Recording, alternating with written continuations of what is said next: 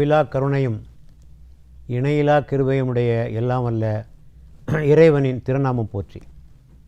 உங்கள் அனைவர் மீதும் இறைவனின் சாந்தி சமாதானம் என்றென்றும் நிலவட்டும். மனுஷனை வேறு யாரும் அழிக்க வேண்டாம், வெளியில் இருந்தெல்லாம் ஒன்றும் அழிக்க வேண்டாம். அவன் அவனையே அழித்துக் கொள்வான். அவனிடத்தில் இருக்கின்ற தீய பண்புகளும் தீய எண்ணங்களுமே அவனை அழிச்சிடும். பொறாமை, ஆணவம், பொருளாசை, பேராசை, பதவி ஆசை, புகழாசை போதும். மனுஷனை அழிக்கிறது இதை விட வேறு ஒன்றும் தேவையில்லை. அதில் உன்னை பற்றி இன்றைக்கி பேச போகிறோம். அழிக்கும் ஆணவம். ஆணவம் மனுஷனை அழிச்சிடும், அவனையும் அழிச்சிடும், அவன் வாழுகின்ற சமுதாயத்தையும் அழித்துவிடும். ஹிட்லர் என்ன ஆட்டம் போட்டான்னு உங்களுக்கு தெரியும். இந்த உலகத்தில் என்ன காரணம்? அவன் என்ன சொன்னான்? அவனுடைய சமுதாயம் ஆளப்பிறந்த சமுதாயம், த சோசன் பீப்புள், உலகத்தை ஆளப்பிறந்தவர்கள் நாங்கள் என்று சொன்னான் ஹிட்லர். அவனும் அழிந்தான், உலகமும் அழிந்தது. ஆகவே இந்த ஆணவம் மனித சமுதாயத்தை அழித்துவிடும். ஆணவத்தின் அடிப்படையில் ஏற்படுகின்ற உயர்வு எண்ணம் மனித சமுதாயத்தை அழித்துவிடும். குடும்பத்தில் கணவனும் மனைவியும் ஆணவமாக நடந்து கொண்டால், நீயா நானா என்று நடந்து கொண்டால் குடும்பம் அமைதியாக இருக்க முடியுமா? ஒரு நிறுவனத்தில் என்னுடைய தலைவர் ஆணவமாக நடந்து கொண்டால் அந்த நிறுவனம் உருப்படுமா? உருப்படாது. ஆகவே இந்த ஆணவத்தை பற்றி இஸ்லாம் மிக தெளிவாக பேசியிருக்கிறது. எவ்வாறு ஊசியின் காதிற்குள் ஒட்டகம் நுழைய முடியாதோ அதுபோல் ஆணவக்காரர்கள் சோனத்திற்குள் நுழைய முடியாது. குர்ஆன் சொல்லுகிறது, ஊசியின் காதிற்குள் ஒட்டகம் நுழைய முடியாதல்லவா, அதே போல் ஆணவக்காரர்கள் ஒருபோதும் சோனத்திற்குள் நுழைய முடியாது. பூமியில் நீ செருக்காக நடக்காதே, உன்னால் பூமியை பிளந்துவிடவும் முடியாது, உன்னால் மலையளவுக்கு உயர்ந்து விடவும் முடியாது, ஒன்றும் செய்ய முடியாதையா, என்ன பெருசாக பேசுகிறேன் என்று சொல்லுகிறது. மக்களை விட்டு முகத்தை திருப்பியவாறு பேசாதே, செருக்காக நடக்காதே, ஆணவம் கொண்ட எவரையும் இறைவன் நேசிப்பதில்லை என்று ஒரு வசனம். நபிகள் நாயகம் சொன்னார்கள், எவருடைய உள்ளத்தில் அணு அளவு ஆணவம் இருந்தால் அவர் சோனம் போக மாட்டார் என்று சொன்னார். ஆக ஆணவம் என்பது அவ்வளோ கொடியது. இப்போ ஆணவம்னா என்ன, வரையறை என்ன, இலக்கணம் என்ன? நபிகள் நாயகம் சுருக்கமாக சொன்னாங்க. ஆணவம் என்பது உண்மையை மறுப்பதும் பிறரை இழிவாக எண்ணுவதும். உண்மை மறுப்பதும் பிறரை இழிவாக எண்ணுவது. உண்மைன்னு தெரிஞ்ச பிறகு ஏற்றுக்கிற மாட்டான், அவன் தான் ஆணவக்காரன். மற்றவங்களை கீழே நினைப்பான், இவன் தான் ஆணவம். இப்போ ஆணவக்காரோட அறிகுறிகள், இந்த அடிப்படையில் ஆணவக்காரோட அறிகுறிகள்லாம் என்னன்னு பார்ப்போம். முதலாவது சொன்ன மாதிரி உண்மையை ஏற்க மாட்டான். எவ்வளோதான் உண்மையை நீங்கள் எடுத்து சொன்னாலும் அவன் ஏற்றுக்கொள்ளவே மாட்டான். குர்ஆன் சொல்லி, நீங்கள் அவரிடத்திலே எந்த சான்றுகளை ஆதாரங்களை கொண்டு வந்தாலும் அவர்கள் அவற்றின் மீது நம்பிக்கை கொள்ள மாட்டார்கள் என்று சொல்லுகிறது. இப்போது இந்த சாதியை எடுத்துக்கிடுங்க. நம்ம சொல்கிறோமே அவன் உயர்ந்தவன் இவன் தாழ்ந்தவன்னு, சாதாரண அறிவோடு யோசித்தால் தெரியாதா? எல்லாருக்கும் ஒரே மாதிரியான அனாட்டமி, ஃபிசியாலஜி, சைக்காலஜி, உடல் அமைப்பு ஒரே மாதிரி தான் இருக்குது. எல்லாருக்கும் மூளை எங்கே இருக்குமோ அங்கே தான் இருக்குது, ஹார்ட் எங்கே இருக்கணுமோ அங்கே தான் இருக்குது, எல்லாம் ஒரே மாதிரி தான் இருக்குது. ஃபிசியாலஜி, அது இயங்குகின்ற விதம், ஹார்ட் இயங்குகின்ற விதம், மூளை இயங்குகின்ற விதம், சிறுநீரகம் எல்லாருக்கும் ஒரே மாதிரி தான் இருக்குது. சைக்காலஜி, உளவியல் எல்லாருக்கும் ஒரே மாதிரி தான் இருக்குது. ஒரே என்ன மேலே கீழே, எங்கேருந்து வந்தது மேலே கீழே. தேவைகள் எல்லாருக்கும் ஒரே மாதிரி, பசி, காமம், தாகம் இருக்குல்ல, இதெல்லாம் எல்லாருக்கும் ஒரே மாதிரி தான் இருக்குது. ஒவ்வொரு ஆளுக்கு மாறுதா? ஒவ்வொரு சமுதாயத்துக்கும் மாறிட்டு இருக்கா? இல்லை. ஆசை, நிராசை, சுயமரியாதை உணர்வு எல்லாருக்கும் ஒரே மாதிரி தான் இருக்குது. எல்லாம் ஒரே மாதிரி. பொருள் எங்கேருந்தப்பா வந்தது உயர்வு தாழ்வு? இன்னொன்றும் கேட்கலாம், நீ ஒரு குறிப்பிட்ட சாதியில் பிறந்திருக்கலாம், அது உன்னுடைய முயற்சினால பிறந்தாய், நீ ஒரு இனத்தில் பிறந்தது. It is Meir accident, it is Meir accident. இறைவன் நாடி இருந்தால் இன்னொரு சமுதாயத்தில் உன்னை பிறக்க செய்திருப்பான். ஆக இந்த அறிவு உள்ளவங்க இதெல்லாம் யோசிக்க வேண்டாமா? எல்லாம் தெரியும், தெரிஞ்சுக்கிட்டு மறுக்கிறான். அதை தான் இந்த வசனம் சொல்லுகிறது, அவர்கள் உண்மையை ஏற்றுக்கொள்ள மாட்டார்கள் என்று. ஆக ஆணவக்காரனுடைய முக்கியமான ஒரு பண்பாக நாம் இதனை பார்க்கிறோம். அடுத்தபடியாக அவர்கள் விமர்சனத்தை ஏற்க மாட்டார்கள். எந்த விமர்சனம் சொன்னாலும் ஏற்க மாட்டார்கள். தான் பிடித்த முயலுக்கு 3 கால் என்று தான் சொல்லுவார்கள். விமர்சனம் சொல்பவர்களை தங்கள் எதிரிகளாக பார்ப்பார்கள். விமர்சனம் செய்வதை தங்களுக்கு நேர்ந்த அவமரியாதையாக கருதுவார்கள். இது அவங்களுடைய பண்பு. அடுத்தபடியாக இந்த ஆணவக்காரர்கள் அடுத்தவர்களுடைய சேவைகளை, திறமைகளை ஒருபோதும் மதிக்க மாட்டார்கள். நான் தான் பெஸ்ட், இவன் என்ன, மற்றவன்லாம் என்ன என்று சொல்பவர்கள். ஆனால் அந்த தன்னம்பிக்கை பணிவாக உள்ளவங்க இருக்காங்க பாருங்கள், அவங்க அடுத்தவங்கள மதிப்பாங்க. 2 கலீஃபாக்கள் உங்களுக்கு தெரியும், அபூபக்கர், உமர். 2 பேரும் மிகச்சிறந்த கலீஃபாக்கள். உமர் சொல்லுகிறார் அபூபக்கரை பார்த்து, அவருக்கு முன்னால் நான் ஒரு சாதாரணமான ஆள், இவர் ஒன்றும் குறைச்சவர் இல்லை, நான் அபூபக்கரின் ஒரு ரோமமாக இருந்திருக்கக்கூடாதா, அவருடைய உடம்பில் ஒரு முடியாக நான் இருந்திருக்கக்கூடாதா என்று அடுத்தவருடைய சிறப்பை ஏற்றுக்கொள்கின்ற மனப்பான்மை அடக்கமுள்ளோடத்தில் தான் வரும். அடுத்தது இந்த ஆணவக்காரர்கள் ஒரு வகையில் பொறாமைக்காரர்களாக இருப்பார்கள். இவர்கள் அடுத்தவர்களை அழிப்பதற்கு முயற்சிப்பார்கள். எப்போதும் தங்களையே முன்னிலைப்படுத்தி பேசுவார்கள். பிறரை மட்டம் தட்டுவதிலே இவர்கள் குறியாக இருப்பார்கள். ஒரு நிகழ்ச்சி நடக்குதுன்னு வச்சுக்கிடுங்க, ஒரு ஆள் நல்லா பேசுகிறாரு, நல்ல ஆலோசனைகள்லாம் வழங்குறாரு, மக்கள்லாம் அவர் பக்கமே நிற்கிறாங்க, கவனமாக கேட்குறாங்க. இவருக்கு பொறுக்காது. இவர் என்ன செய்வார் தெரியுமா, தனியாக இவர் பேச ஆரம்பிச்சிடுவார். ஒரு 4 பேரோட பேசி அவன் பேச்சை கேட்க விடாமாக்கி இவன் என்ன பெரிய ஆள் என்று ஆக்குவார். இதெல்லாம் அந்த ஆணவக்காரர்கள் செய்கின்ற வேலைகள். ஆக எப்போதும் தன்னை பற்றியே சிந்தித்து கொண்டிருப்பார்கள். அவர்கள் எவரிடத்திலும் நெருங்கி பழக மாட்டார்கள். ஆணவக்காரன் நெருங்கி பழவானா, இப்படி மேலோட்டமாக அப்படி பார்த்துட்டு அப்படி போயிட்டே இருப்பான். ஆனால் விளைவு என்ன, மக்களும் அவரை நெருங்க மாட்டார்கள். அமைதி இல்லாதவர்களாக இருப்பார்கள். ஆணவக்காரனுக்கு எப்படி அமைதி இருக்கும்? எங்கே அவன் நம்மளை மிஞ்சிடுவானோ, நமக்கு மேலே அவன் போயிடுவானோ, நம்ம பெருமை எங்கே குறைஞ்சிருமோ, இப்படியே யோசிக்கிறானே, இவனுக்கு எங்கே அமைதி இருக்கும்? ஆக அமைதி இல்லாதவர்களாக இருப்பார்கள். பதற்றமாகத்தான் எப்போதும் வாழ்ந்து கொண்டிருப்பார்கள். எப்போதும் புகழ்வதை எதிர்பார்ப்பார்கள். அவனை புகழ்ந்துக்கிட்டே இருக்கணும், பாராட்டிக்கிட்டே இருக்கணும். எல்லாரும் அவனுக்கு பணிவிடை செய்யணும், ஐயா சாமி என்று அவனுக்கு பணிவிடை செஞ்சுக்கிட்டே இருக்கணும்.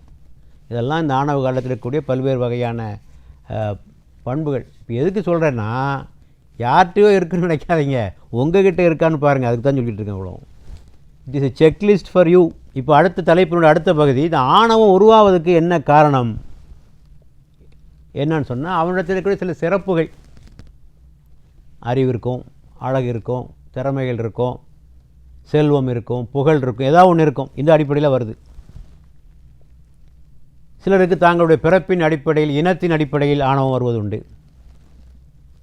சிலருக்கு, சில தலைவர்களுக்கு தங்களுக்கு பின்னால் ஒரு பெரிய கூட்டம் இருக்கிறது, சிஷியர் கூட்டம் இருக்கிறது என்று எண்ணிக்கொண்ட காரணத்தினால் வரும். சில சமயத்தில் ஆன்மீகவாதிகளுக்கும் வரும். தங்களுடைய வணக்கத்தை குறித்து, தங்களுடைய இதை குறித்து, சிறப்புகளை குறித்து, நான் எவ்வளோ வணக்கசாலி, மிகப்பெரிய ஆள் என்று எண்ணுகின்ற காரணத்தினாலும் வரும். நபிகள் நாயகம் சொன்னார்கள், ஏழைகளுக்கும் ஆணவம் வரும் என்று சொன்னார். ஏழைகளுக்கும் ஆணவம் வரும். மறுமை நாளில் இறைவன் 3 பேரை ஏறெடுத்து பார்க்க மாட்டான், அவர்களை கருணையுடன் பார்க்க மாட்டான் என்று சொன்னார்கள். 3 பேர் யார்? விபச்சாரம் செய்யும் முதியவர். விபச்சாரம் செய்யும் முதியவர். இப்போ அடிக்கடி பத்திரிகையில் படிக்கிறீங்களே, வயசானவங்கள்லாம் தப்பு செய்கிறாங்க. சின்ன வயசு பையன் தப்பு செஞ்சால் அதுவும் தப்பு தான், ஏதோ புரிஞ்சுக்கிற முடியுது. 70 வயசு கிழவனும் 80 வயசு கிழவனும் தப்பு செய்கிறானு, என்னப்பா இது? உன்னை ஒரு முதியவர் என்று நம்பி உன்னை அனுப்பி வைக்கிறார்கள். பாதுகாக்க வேண்டிய இடத்துல இருக்கின்ற நீ இந்த கொடுமையை செய்கிறாயே. அதுதான் நபிகள்லாம் சொல்கிறார்கள். விபச்சாரம் செய்யும் முதியவர், பொய்யுரைக்கும் அரசர். அரசனே பொய்யுரைத்தால் எப்படி? மக்கள் அவனிடத்தில் தான் நீதி எதிர்பார்க்கிறார்கள். பொய்யுரைக்கும் அரசர். 3வது சொன்னார்கள், பெருமை அடிக்கும் ஏழை. ஏழை பெருமை அடிக்கலாமா? இவன் பணக்காரனானோ என்ன ஆகும்? இவன் ஏழையாக இருக்கும்போதே இவ்வளோ பெருமை அடிக்கிறானே, இவனுக்கு ஒருவேளை பணம் வந்து விட்டாலும் எப்படி இருப்பான் இவன்? ஆகவே இப்படி பல காரணங்களினால் இந்த வருகிறது. அத்தோடு தாழ்வு மனப்பான்மை கூட சில சமயங்களில் ஆணவமாக மாறுது. தன்னுடைய தாழ்வு மனப்பான்மை மறைப்பதற்காக, தங்களுடைய குறைகளை மறைப்பதற்காக சில ரொம்ப மிடுக்காக காட்டிக்குவான். அப்போ தான் எல்லோரும் மதிப்பான்னு சொல்லி இப்படியும் உண்டு. இன்னும் சமயங்களில் பிறர் அவர்களை புகழ்ந்தே அவர்களை ஆணவக்காரர்களாக மாற்றி விடுவார்கள். அவன்கிட்ட இல்லாததெல்லாம் சொல்லுவான். நீங்கள் தான் வாழும் வள்ளல், கடையல் வள்ளலுக்கு பின்னால் வந்த வள்ளல் நீங்கள் தான், வாழும் சீதக்காதி நீங்கள் தான் சொல்லி அவன்கிட்ட ஒரு திறமையும் இருக்காது.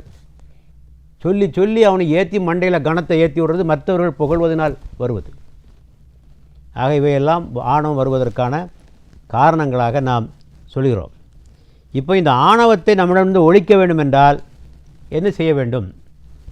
முதலாவதாக நம்மிடத்திலே இருக்கின்ற எல்லா சிறப்புகளுக்கும் சொந்தக்காரன் இறைவன். உங்கள்கிட்ட அறிவு இருக்குன்னா அந்த அறிவை உங்களுக்கு இயற்கையிலே கொடுத்தது யார்? அந்த ஐக்கியம் உங்களுக்கு எப்படி வந்தது? எல்லாருக்கும் ஒரே மாதிரி ஐக்கியம் இருக்கா? நீங்கள் எவ்வளோ ஐக்கியம் உங்களுக்கு இயற்கையிலே வழங்கப்படவில்லை என்றால், அந்த புரிந்து கொள்கின்ற கற்றுணர்கின்ற ஆற்றல் இயற்கையிலே பிறப்பிலே வழங்கப்படாவிட்டால், நீங்கள் எத்தனை புத்தகங்களை படித்தாலும் சரி, கன்னிமரா நூலகத்திலே நீங்கள் அறை போட்டு தங்கினாலும் சரி, அறிவாளியாக முடியுமா? உங்களால் முடியாது. அப்போ அந்த ஆற்றலை உங்களுக்கு தந்தது யார்? இறைவன். அழகை உங்களுக்கு தந்தது யார்? இறைவன். திறமைகளை உங்களுக்கு வழங்கியது யார்? இறைவன். ஆகவே இறைவனுக்கு நன்றி செலுத்துங்க. ஆகவே தான் நபிகள் நாயகம் கற்றுக் கொடுத்தார்கள். உங்களை யாராவது புகழ்ந்தால் நீங்கள் என்ன சொல்லணும் தெரியுமா? அல்ஹம்துலில்லாஹ், இறைவனுக்கே எல்லா புகழும் இறைவனுக்கே, எல்லா புகழும் இறைவனுக்கு. எனக்கு ஒன்றும் இல்லைப்பா, இந்த ஆற்றலை எனக்கு தந்தாம் பாருங்க, அந்த இறைவனுக்கே எல்லா புகழும். அப்படித்தான் சொல்ல வேண்டும். ஆகவே இந்த சிறப்புகளை குறித்து ஆணவம் கொள்ளாதீர்கள். இந்த சிறப்புகளை குறித்து மறுமையிலே நீங்கள் வினவப்படுவீர்கள். இது உங்களிடத்தில் ஒப்படைக்கப்பட்டிருக்கின்ற ட்ரஸ்ட், அடைக்கலம்.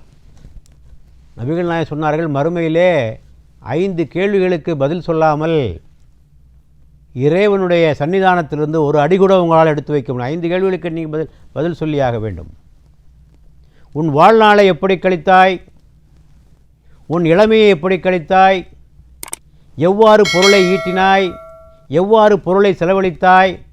உனக்கு வழங்கப்பட்ட அறிவை, ஞானத்தை எந்த முறையில் பயன்படுத்தினாய்? இந்த 5 கேள்விக்கு பதில் சொல்லி ஆகணும். அப்போ இந்த 5ம் இறைவன் தந்த அருட்கொடைகள், இறைவன் தந்த ட்ரஸ்ட், அமானத், அடைக்கல பொருள். ஆக இதில் ஆணவம் கொள்ளாத, இதை முறையாக நீ பயன்படுத்து.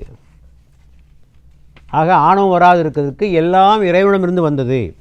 அடுத்தது, ஆணவன் வராமல் இருக்க வேண்டும் என்றால் உன்னுடைய பலவீனத்தை எண்ணிப்பார். உங்கள்கிட்ட பெரிய பேச்சாளரே, உங்கள்கிட்ட எத்தனை குறை இருக்குது? இன்றைக்கி திறமையாளர்களே பார்க்குறோம். பேசுகிறவனுக்கெல்லாம் எழுத வராது, எழுதுகிறவனுக்கெல்லாம் பேச வராது. நிறைய பேர் இருக்காங்க. பிரபலமான எழுத்தாளர்களுக்கெல்லாம் பேச வராது, பிரபலமான எழுத்தாளர்களெல்லாம் பேச வராது. அப்போ ஒன்றில் பெரியாள், ஒன்றிற் பெரியர் ஒன்றிற் சிறியர். எழுதுவாங்க, பேசுவாங்க, நிர்வாக திறமை இருக்காது, கம்யூனிகேஷன் ஸ்கில் இருக்காது சில ஆள்கிட்ட. ஆக எல்லாம் ஒரு ஆள்கிட்ட அமைகிறதில்லை. உங்கள்கிட்டே நிறைய பலவீனம் இருக்குது, அதை யோசிச்சுப்பார்.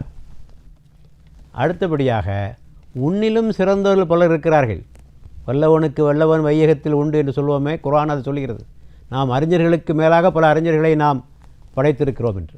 ஆக உனக்கு மேலாக பல பேர் இருக்கான்ப்பா, உனக்கு அப்பனும் பல பேர் இருக்கான்.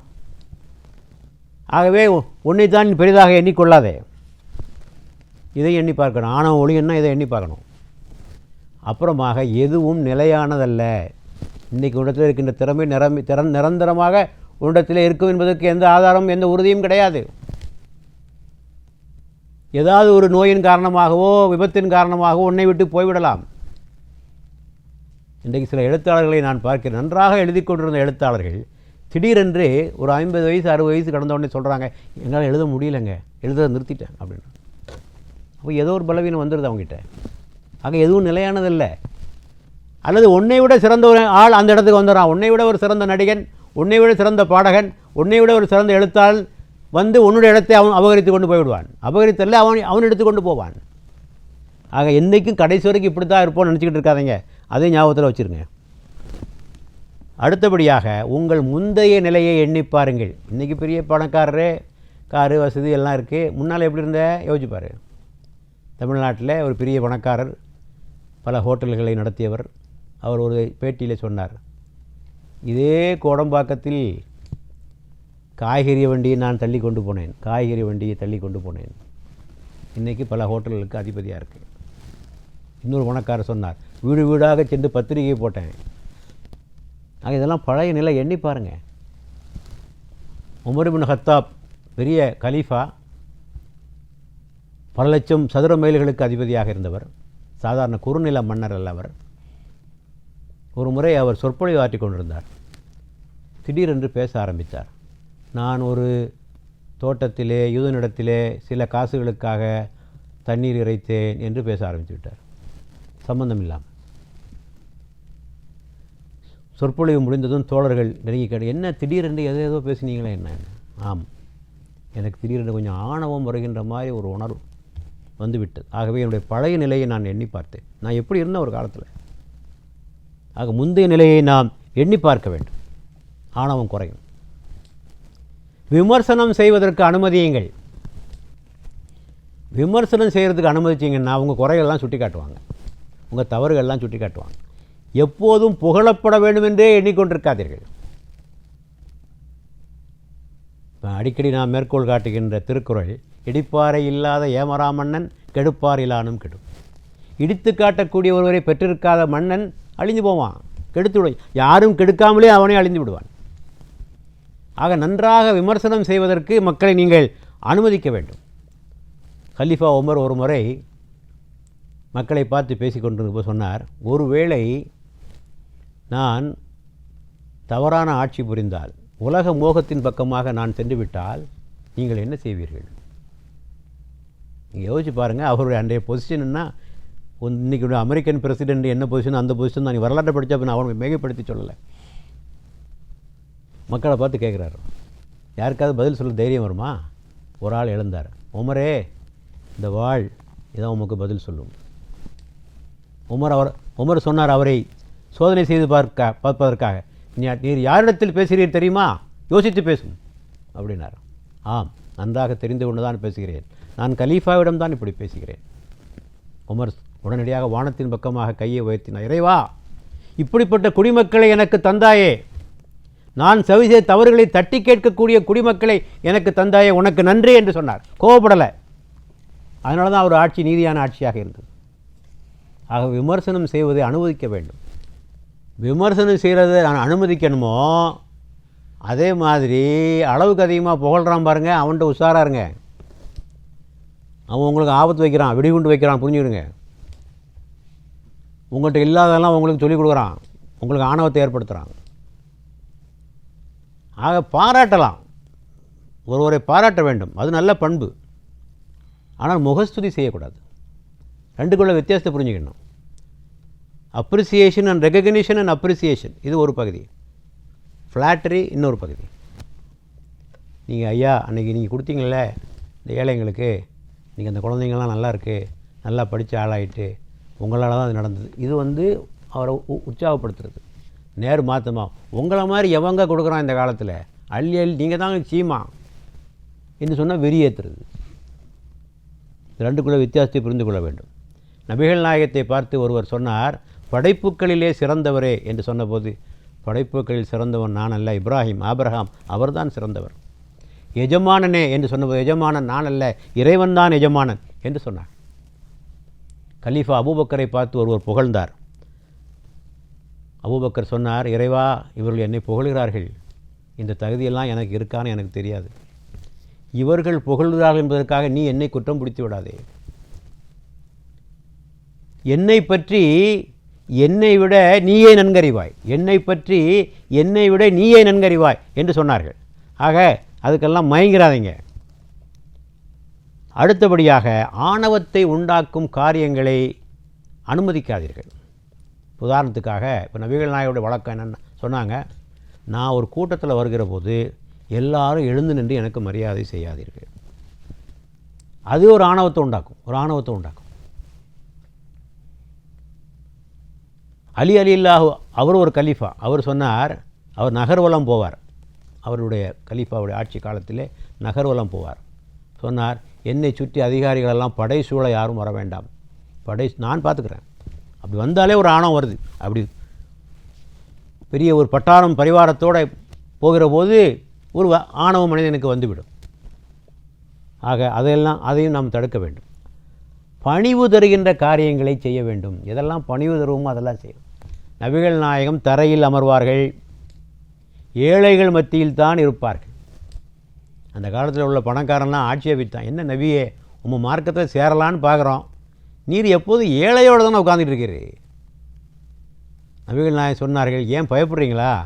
பக்கத்தில் வந்து உட்கார்ந்துட்டு அந்த ஏழ்மை உங்களுடன் ஒட்டி கொண்டு விடும் என்று பயப்படுகிறீர்களா? அவர்கள் என்ன அருகில் தான் இருப்பார்கள். வீட்டு வேலைகளை செய்வார். அவர் ஒரு நாடாளுகின்ற வேந்தர். அவர் இறை தூதர் என்றால் அவர் ஆன்மீகவாதி மட்டுமல்ல, நாடாளுகின்ற வேந்தர், படைத்தளபதி, நீதிபதி இத்தனையுமாக இருந்தவர். வீட்டு வேலையை செய்வார், பால் கறப்பார், துணி துவைப்பார், துணி தைப்பார், எல்லாம் செய்வார். தோழர்களோடு பயணத்தில் சென்றால் விறகு பொறுக்குவார், பள்ளிவாசல் கட்டுகிற போது மண் சுமந்தார், எல்லாம் செஞ்சார். ஆக அன்புக்குரிய தோழர்களே, இந்த ஆணவத்தை அகற்றுகின்ற பல்வேறு வழிமுறைகளை நான் உங்களிடத்திலே சொல்லியிருக்கிறேன். ஆக எல்லாம் இறைவனிடமிருந்து வந்தது என்பதை நாம் எண்ணிக்கொள்ள வேண்டும். நம்மிடத்தில் உள்ள பலவீனங்களை எண்ணி பார்க்க வேண்டும். நம்மை விட திறமை உள்ள இருக்கிற என்பதை எண்ணி பார்க்க வேண்டும். எதுவுமே நிலையானதில்லை, என்றும் போய்விடலாம் என்று எண்ணி பார்க்க வேண்டும். முந்தைய நிலையை எண்ணி பார்க்க வேண்டும். விமர்சனம் செய்ய அனுமதிக்க வேண்டும். அத்துமீறி புகழ்வதை அடக்க வேண்டும். ஆணவத்தை உண்டாக்கும் செயல்களை தவிர்க்க வேண்டும்.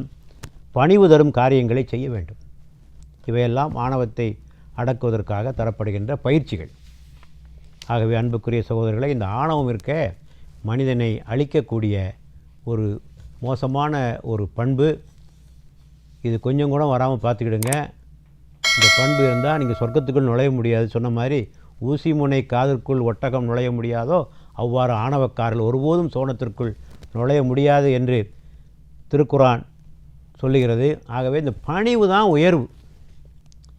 நீங்கள் பாருங்கள், மக்கள்கிட்ட நல்லா இறந்து போனவர் சொல்லுவாங்க, இருக்கும்போது சொல்லுவானா இல்லையோ, இறந்து போகிற நல்ல மனுஷங்க, எவ்வளோ அடக்கம் தெரியுமா, எவ்வளோ பெரிய பதவியில் இருந்தார் மனுஷன். அவர் வதைக்காத பதவி இல்லை, அவர் கிடைக்காத புகழ் இல்லை, விருது இல்லை, ஆனால் மனுஷன் கடைசி வரைக்கும் அடக்கமாக இருந்தார். ஆக இறந்த பிறகு உங்களை பற்றி இப்படி சொல்ல வேண்டும் என்றால் நீங்கள் பணிவுடையவர்களாகவும் அன்புடையவர்களாகவும் நடக்கின்ற போது தான் இந்த பேர் உங்களுக்கு கிட்டும். வாழுகின்ற காலத்தில் பந்தாவாக வாழ்ந்துவிட்டு போய்விடலாம். ஒரு போலியான மரியாதையை வாங்கிவிடலாம். மரியாதையை கேட்டு பெறுவதில்லை, தானாக வர வேண்டும். வாங்கிவிட்டு பந்தாவாக இறந்த பிறகு உங்களை பற்றி என்ன பேசுகிறான், அதான் முக்கியம். உங்கள் வாழ்க்கையினுடைய சாராம்சமே இறந்த பிறகு தான் நீங்கள் பேசப்படுகின்ற பொருளாக இருக்கிறீர்கள். என்ன பேசுகிறாங்க உங்களை பற்றி என்பதில் தான் உங்கள் வாழ்க்கையின் வெற்றியே அதற்கு பின்னால் தான் இருக்கிறது. ஆக நல்ல மனிதர்களாக, அடக்கமுடையவர்களாக, பணிவுடையவர்களாக வாழ்ந்து நாம் மனிதனிடத்திலும் நல்ல பெயர் வாங்குவோம், இறைவனிடத்திலும் நல்ல பெயர் வாங்குவோம். எல்லா புகழும் இறைவன் ஒருவனுக்கு.